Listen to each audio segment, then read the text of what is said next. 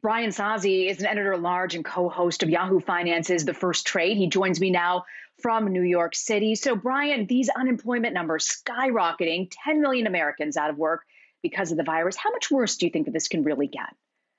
Well, I think you're in for another at least 2 to 3 weeks of mind-blowing numbers, the likes of which you have seen in terms of economic data that we have never seen before in the history of a lot of these economic data releases.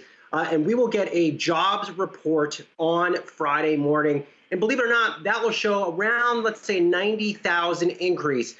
Keep in mind, that report doesn't reflect all the businesses shut down over the past month. The real number a lot of people on Main Street and Wall Street need to focus in on is the April jobs number, where a lot of the sources that I've talked to in the world of business suggest that number could show over a million jobs lost. Again, these are numbers we have never seen before. We know certain states are being hit harder health-wise by the coronavirus right now. Which parts of the country do you think will really feel the most from this economic impact, the worst of it? You're starting to get a sense of it right now, and I'm looking at the initial jobless claims data we got today. Pennsylvania, initial claims over 360,000. Ohio, over 189,000. Those are just some of the hardest areas. What we're seeing is some of the manufacturing areas. Look, the big three automakers, they are shut down.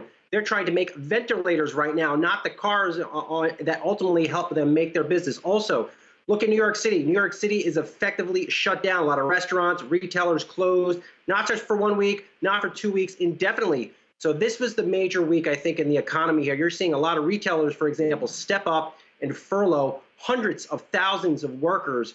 So to think this economic data, which is really, really bad, will get any better anytime soon is complete fallacy. How quickly can people get the relief they need, especially if so many Americans are filing for unemployment all at once?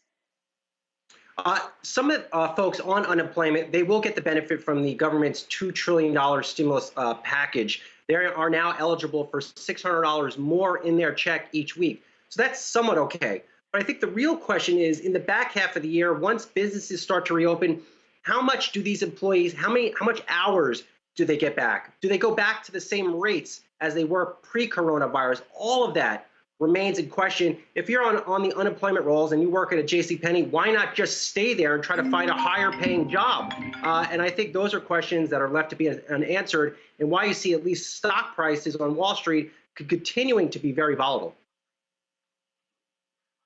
Brian Sozzi with Yahoo Finance. Brian, thank you very much. Thank you.